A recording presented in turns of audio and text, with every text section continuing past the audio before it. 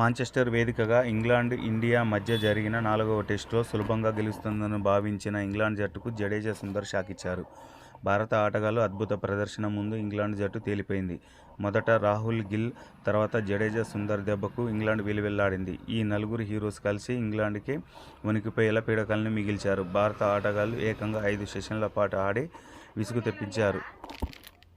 ఇంగ్లాండ్కి resound వచ్చేలా చేశారు. 5వ రోజు మొదటి సెషన్ ముగిసే సమయానికి రాహుల్, గిల్ వికెట్లు పడిపోయేసరికి ఇక ఇంగ్లాండ్ ఈజీగా గెలుస్తుందని భావించారు. ఇక్కడే సరిగ్గా వాళ్ళకి ఒక పీడకల స్టార్ట్ అయింది. అదే రవీంద్ర జడేజా, సుందర్.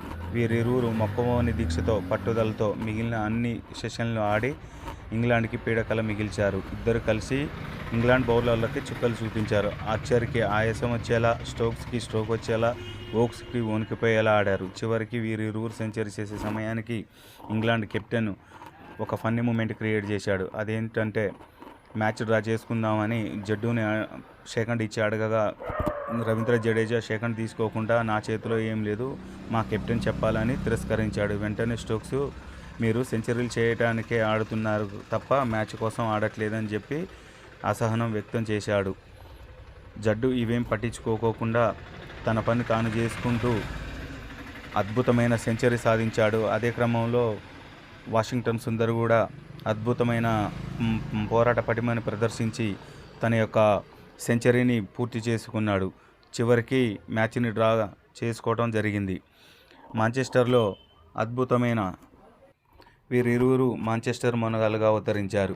మన భారత ఆటగాళ్లు నలుగురు కేఎల్ రాహుల్, శుభ్మన్ గిల్, రవీంద్ర జడేజా, వాషింగ్టన్ సుందరు వీరు అత్యధిక బాల్స్ ఎదుర్కొని అత్యంత విలువైన భాగస్వామ్యాలను నెలకొల్పటం వల్ల మనం 4వ టెస్టులో ఈ డ్రాని చూడటం జరిగింది.